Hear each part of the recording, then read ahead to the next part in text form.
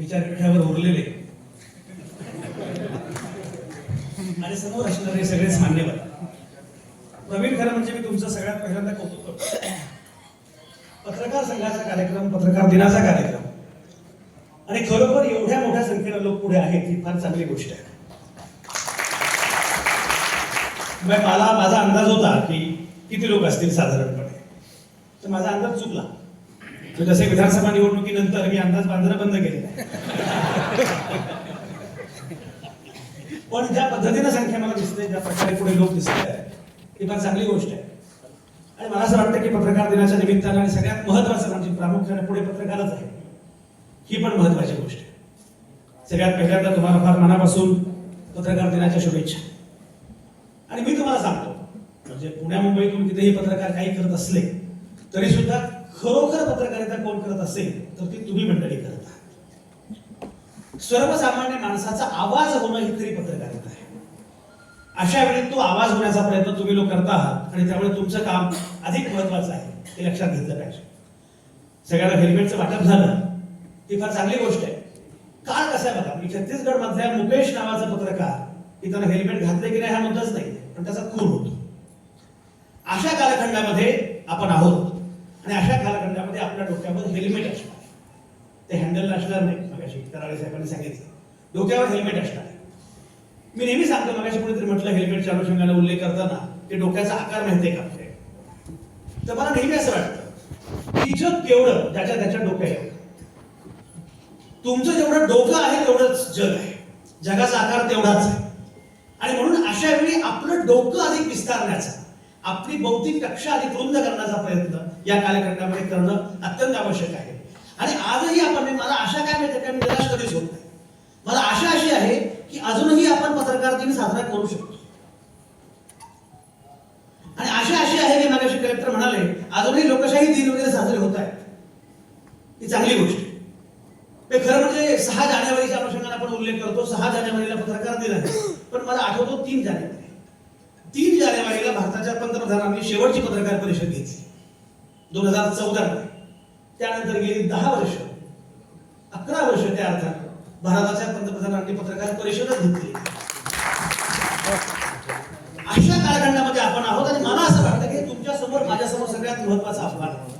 गुलाबराव होते मगाशी, जिल्हाधिकारी होते, मामा होते, सगळेच गेले, ते त्यांच्यासाठी फार बरं झालं. पण तुम्हाला मी समजून करायचं आहे, तुम्हा लोकांना ज्या बातम्या हव्या असतात दॅट इज PR, आणि तुम्हाला ज्या बातम्या नको असतात ती पत्रकार. काम करावं लागेल. पत्रकार होताना प्रामुख्याने मंत्र्यांना असं वाटलं पाहिजे की ही बातमी मला नको आहे. मगाशी गुलाबराव म्हणाले की कळते समजते, अरे पण कळते समजते, पण गुवाहाटीला चालले तेव्हा कोणाला समजत नाही. मला कळलं नाही. टीव्ही निंदेत आमचे संपादक मित्राशी आम्ही सगळे गप्पा मारत होतो. म्हटलं की अजित पवारांची गाडी आणि हा गाडीचा क्रमांक आणि फॉलो करतो, आम्ही चाललेलो आहोत आणि इकडे आलो होते. अरे पण पहाटेच्या पद्धती तेव्हा कुठे होतो? अशा सगळ्या अनुषंगाने लक्षात घ्या, सगळ्यात महत्वाची गोष्ट काय, पत्रकारितेच्या अनुषंगानं सगळ्यात महत्वाची गोष्ट आपण अधोरेखित केली पाहिजे ती म्हणजे या भारताचं वैशिष्ट्य असं आहे की आपण आपली भूमिका मांडू शकतो.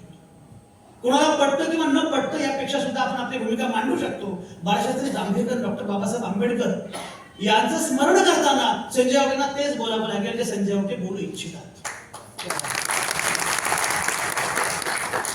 आणि मला मुळात एखादी पत्रकार संघटना बोलवते ना तेव्हाच मला पटतं की संघटना बरी असावी, कारण मला बोलवते.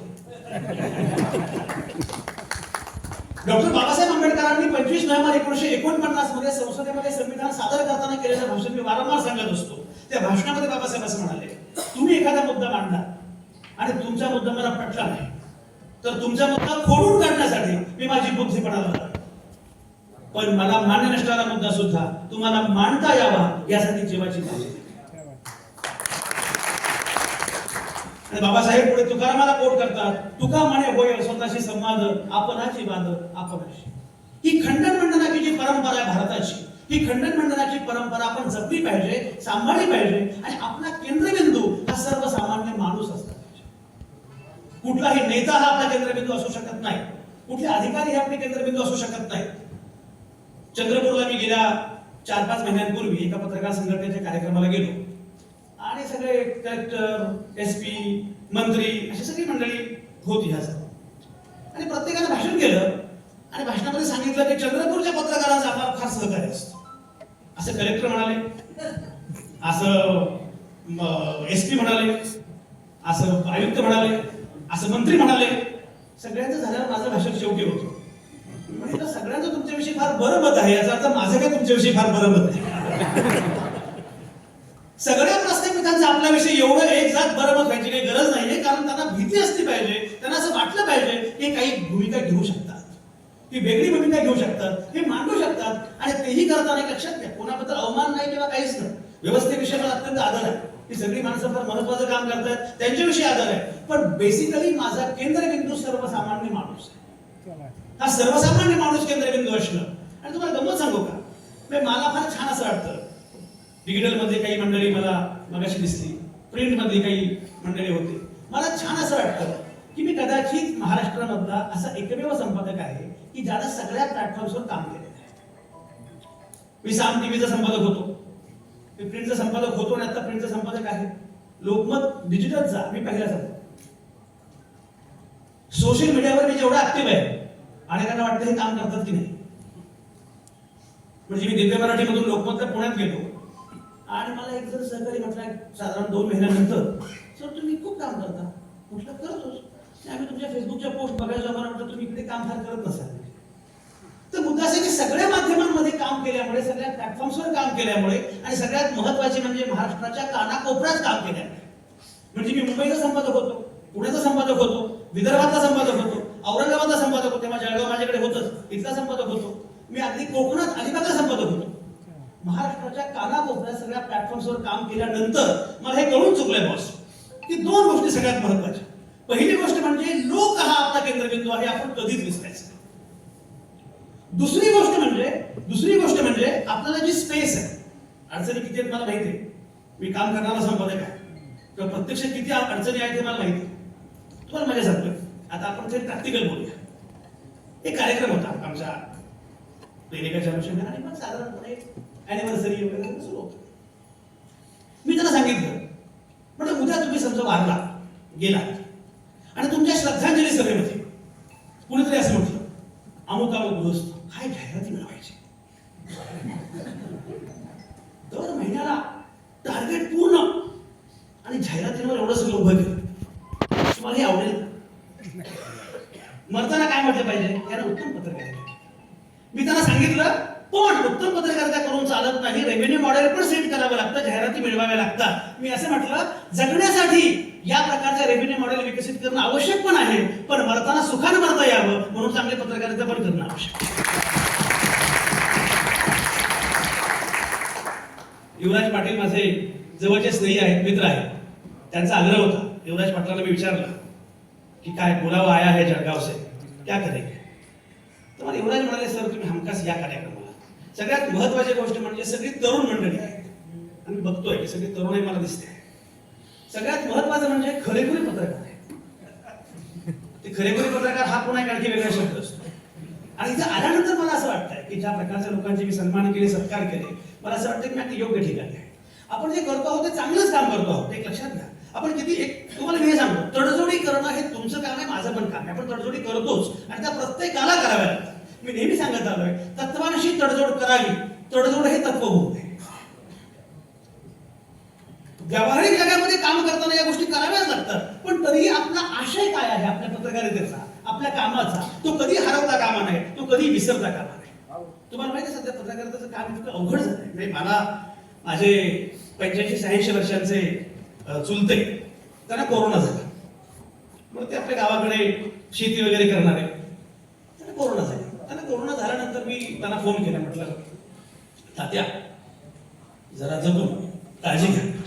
तात्या म्हटले बरं. तात्या 5-7 दिवसांनी एकदम ठणठणीत बरे होऊन परत आले. म्हटलं तात्या 5-7 दिवसांनी तुम्ही बरे झालात, म्हटलं तुमचं अभिनंदन. कारण साहेब ते म्हणे तसं काही मला झालंच नव्हतं, फक्त सर्दी खोकला होता. आपण त्यालाच कोरोना म्हणता. आमच्या पुण्यामध्ये कोणी खोकला ते लोक 1 किलोमीटर उडी मारायचे. तुम्हाला भीती वाटली नाही का? सर्दी खोकला होता, मला भीती नाही वाटली. कारण म्हटलं तुम्ही टीव्ही बघत नाही का? म्हणजे नाही बघत. म्हटलं म्हणून वाचा. दहशत पसरवणं या प्रकारचं काम माध्यम करत असताना मला असं वाटतं की आता आपल्या माध्यमांपुरतं सगळ्यात महत्वाचं आव्हान प्लॅटफॉर्म कुठला कसा. युट्यूबचा मागाशी उल्लेख केला. मी युट्यूबवर बोलतो, मी टीव्हीवर पण बोलायचो, कार्यक्रम करायचो, आता प्रिंटमध्ये पण लिहितो, जाहीर भाषणांमध्ये पण बोलतो, सोशल मीडियावर पण बोलतो.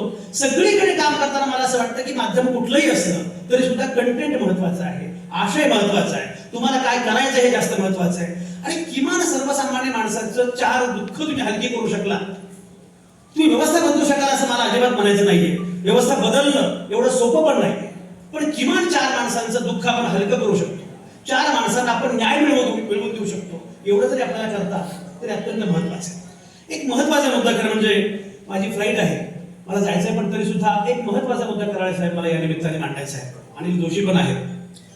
तो मुद्दा असा आहे की मुळामध्ये आपल्याकडे सगळ्यात मोठी अडचण काय माहिती का, विकास नावाची कल्पना आपल्याला बदलावी लागणार आहे आणि सर्वसामान्य माणसांना विकासाचा खरा अर्थ सांगावा लागणार आहे. अलीकडे काय झालंय, मित्रो आणि मेट्रो म्हणजे विकास. विकासाला मानवी चेहरा नसेल तर त्याला विकास म्हणता येत नाही. अजित रानडे नावाचे प्रख्यात इकॉनॉमिस्ट आहेत, अर्थशास्त्रज्ञ आहेत. ते मध्यंतरी माझ्या कार्यालयात आले, तर मी विचारलं, डॉक्टर अजित रानडे, तुम्ही इकॉनॉमिस्ट आहात, how do you define development? What is development? विकास म्हणजे काय? तुम्ही व्याख्या कशी कराल विकासाची? ते मला म्हटले, अवघे साहेब, तुम्ही कधी फ्रान्सला गेलाय का? मी म्हटलं बहुतेक देशांना गेलोय, पण फ्रान्सला काही गेलो नाही. तसंही सगळीकडे जाऊ शकेल, सगळ्या देशांना जाऊ शकेल असं आपल्याकडे एकच माणूस आहे.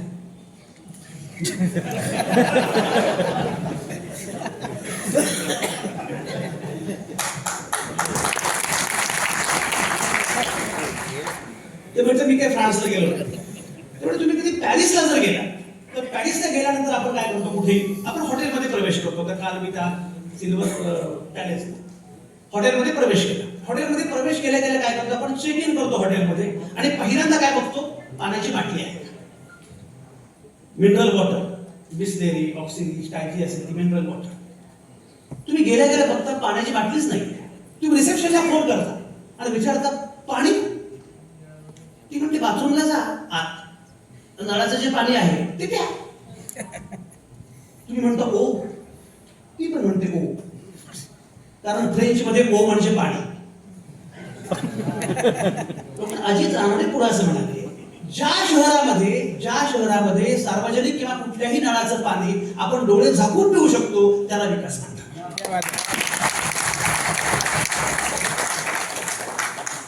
ज्या शहरामध्ये किंवा ज्या देशामध्ये आपल्या मुलांना सार्वजनिक शाळेमध्ये प्रवेश द्यावा असं श्रीमंतांना सुद्धा वाटतं त्याला विकास. मध्ये मी एका नर्सरीच्या स्नेहसंमेलनाला गेलो. पोरांना विचारलं, नर्सरीची केजी फी किती? 80,000. म्हटलं 80,000 मी अख्खा शिकलो. बीएससी ऍग्रिकल्चर केलं, MA पॉलिटिकल सायन्स केलं, masters in mass communication and journalism केलं, MPhil केलं, आता PhD होईल माझी. एवढं सगळं शिक्षण मी 60,000 रुपयात केलं. एवढ्या डिग्र्या त्या सगळ्या खऱ्या.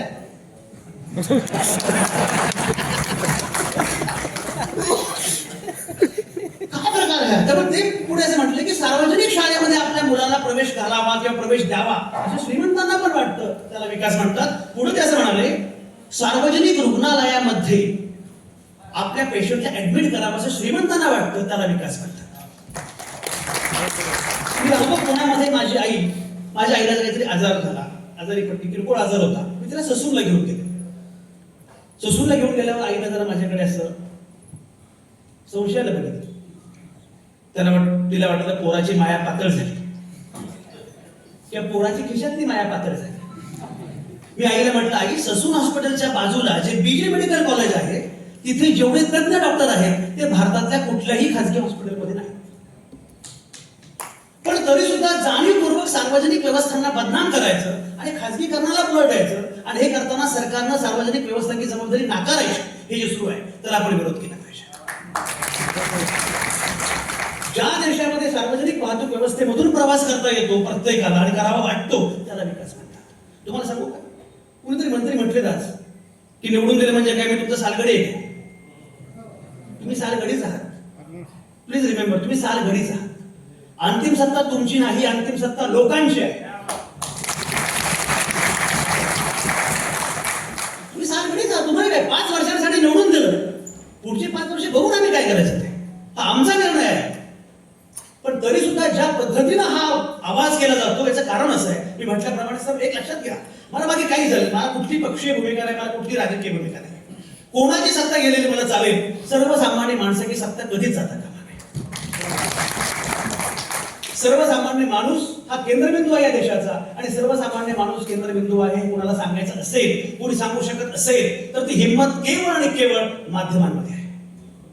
मी तुम्हाला एक सांगतो, सगळे खांब कोसळले, कायदे मंडळ, कार्यकारी मंडळ, न्याय मंडळ सगळे खांब कोसळले, तरीही लोकशाहीबद्दल लोकांना जी विश्वास वाटतो, जी खात्री वाटते, याचं कारण अद्यापही माध्यमांचं भय आहे. अद्यापही माध्यम आहे आणि मला पूर्णपणे खात्री. आणि म्हणून मला असं वाटतं की सर्वसामान्य माणूस केंद्रबिंदू करतो. तुम्ही कल्पना करा, बीडमध्ये जे घडत आहे, अन्यत्र जे घडत आहे, मला सगळ्यात मोठी चिंता काय वाटते माहिती? एका केंद्रीय मंत्र्यांना काय असं म्हणाल, ते केंद्रीय मंत्र्यांना असे 1000 कोटी वगैरे असे शब्द वापरायची फार सवय आहे. तसे बोलता बोलता इतके 1000 कोटी, इतके लाख कोटी वगैरे असे म्हणतात. त्यांच्या भाषणात मी मुद्दाम जातो, कानाला गुदगुल्या होतात, छान वाटतं. त्यानं मी असं म्हणालो की हे सगळं झालं, मला मान्य, हा सगळा विकास झाला, पण हा सगळा विकास झाल्यानंतर तुम्ही उड्डाणपूल बांधले, पण त्या एक हा मुद्दा लक्षात घ्या, पण त्या उड्डाणपुलावर माझी नातवंड जाती आणि धार्मिक दंगलीमध्ये होरपळून मरणार असतील तर त्या विकासाचं मी काय करू? एक लक्षात घ्या, तुम्हाला कल्पना नाहीये जळगावची अवस्था किती वाईट आहे मला माहित नाही, पुण्याची अवस्था त्याहून वाईट आहे. एका पावसामध्ये पूर्ण पुणे धुवून निघालं, पूर्ण पुण्यामध्ये एवढं पाणी साचलं, मंत्री सांगत होते बुडणारी बस आलं, आणि पावसाळ्यामध्ये आम्ही पुणेकरांनी बुडणारी बस बघितली. मला चिंता काय वाटते माहिती का, मी तुम्हाला खरं पक्षी सोडून पत्रकार म्हणून मला चिंता काय वाटते. प्रवीण, मी तुमच्याशी बोलू शकतो, मांडू शकतो, कारण तुम्ही त्या विचारांचे आहात, त्या विचारांचे पाईक आहात, म्हणून हे नेतृत्व तुम्ही करू शकता. मी तुम्हाला सांगतो मला चिंता कशाची वाटते. मला चिंता अशी वाटते, उद्या पुण्यामध्ये मी माझ्या मुलासाठी सुंदर फ्लॅट घेतला, चांगली गाडी घेतली, पण माझ्या मुलाला काही वर्षानंतर पाणीच नाही मिळालं तर, माझ्या नातवंडाला 100 वर्षानंतर हवाच नाही मिळाली तर. तुम्हाला माहितीये, मी एक वाक्य कायम सांगत असतो, आपण सगळ्यात मोठा अपराध काय करतो माहितीये, आपण उद्याच्या पिढीचं पाकिट चोरतो, उद्याच्या पिढीचं भवितव्य चोरतो. इथं महिला मला दिसतायत 4-5 कासेनं, पण चांगली गोष्ट आहे, तुम्हीच बराच गोंधळ घातलेला आहे.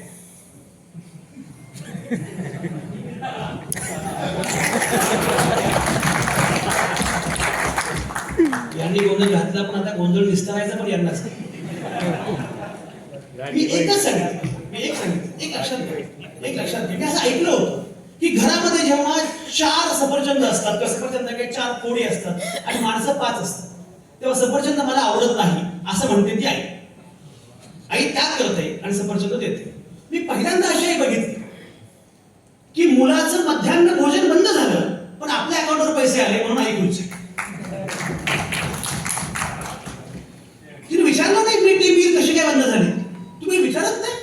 एक लक्षात घ्या, तुमच्या खात्यावर किती जमा झाले यापेक्षा सुद्धा तुमच्या मुलांच्या, नातवंडांच्या भविष्याच्या अकाउंट मधून सगळेच पैसे काढले जातात, याचा विचार आपण करणार नाही. मला असं वाटतं की माध्यमांनी हा विचार केला पाहिजे, माध्यमांनी सजग समुदाय निर्माण करण्याचा प्रयत्न केला पाहिजे. विचार प्रकारे मगाशी उल्लेख केला जातीचा, धर्माचा, विखाराचा. एक लक्षात घ्या, कोणी कितीही विखार आणि विद्वेष निर्माण करायचा प्रयत्न केला तरी जग उभं आहे ते प्रेमाच्या अधिष्ठानावर, आणि हा प्रेमाचा प्रेम व्हायरल करण्याचा प्रयत्न, हा जग सध्याचा जग व्हायरल करण्याचा आहे. मला असं वाटतं की प्रेम व्हायरल केलं पाहिजे. सध्या विकार व्हायरल केला जातोय, विखार व्हायरल केला जातोय, प्रेम व्हायरल केलं पाहिजे.